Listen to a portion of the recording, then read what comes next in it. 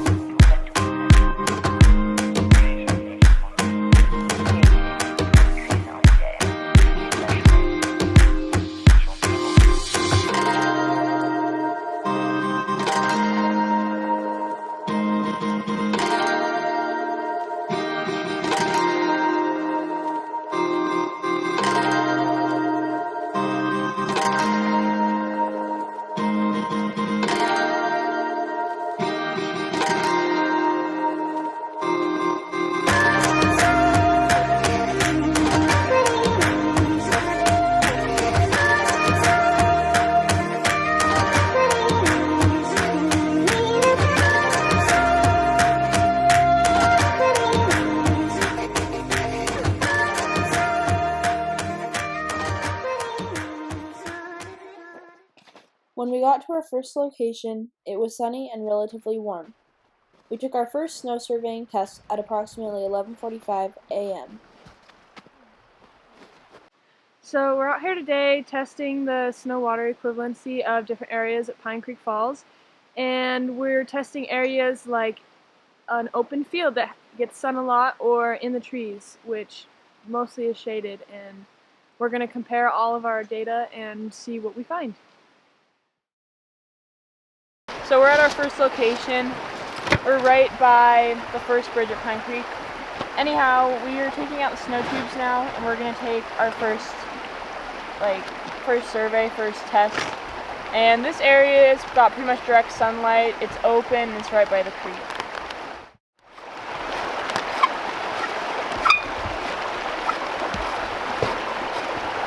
Length of core in inches. So take it out on my way.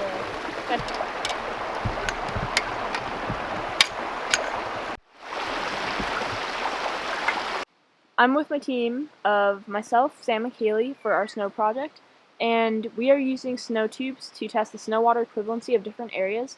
What they are is they're basically just like long metal tubes. You just stick them into the ground,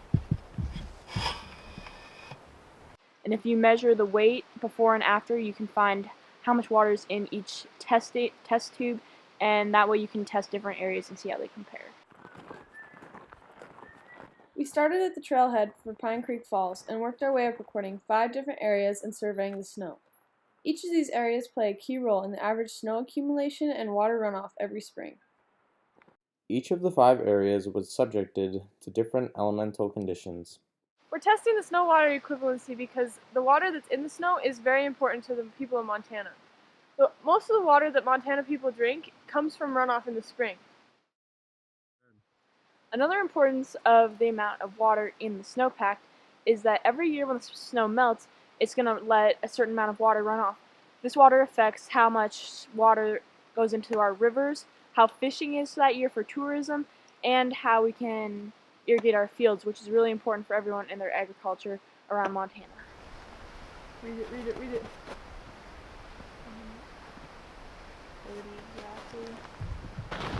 Oh my God.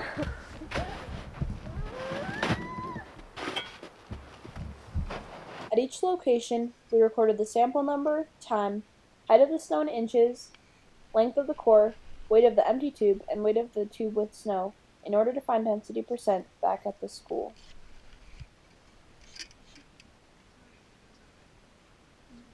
No. I can check. 13.5. 1 minute. It's 1.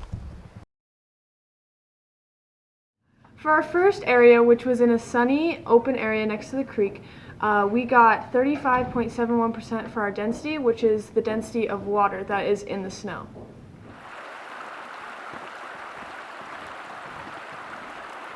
For our second sample, we chose an area that was not sunny, yet it was open, and it was right next to the falls. And the density percentage of that area was 19.35%, so almost 20%.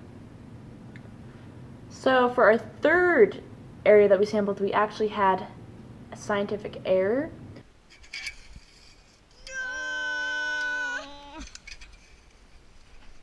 Which is, that happens, but that's okay. Well, the area that we did sample was pretty similar to the one Kaylie just described. It was in a shaded area, but it wasn't really like tree cover.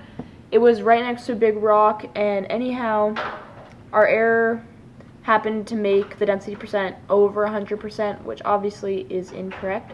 So that was just a little mistake, but that's fine. And so for our next area that we sampled, it was in a forested area. It was also shady, and there was really not that much snow.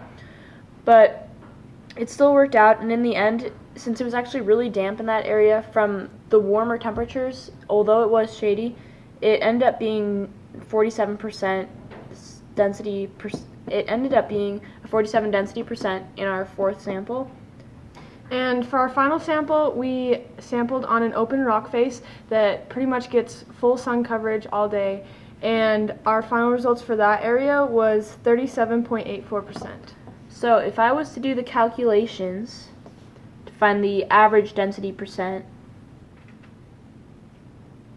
excluding the percent error one, of course, because that would be quite incorrect, we get that the average density percent is almost 35% water in that snow. So,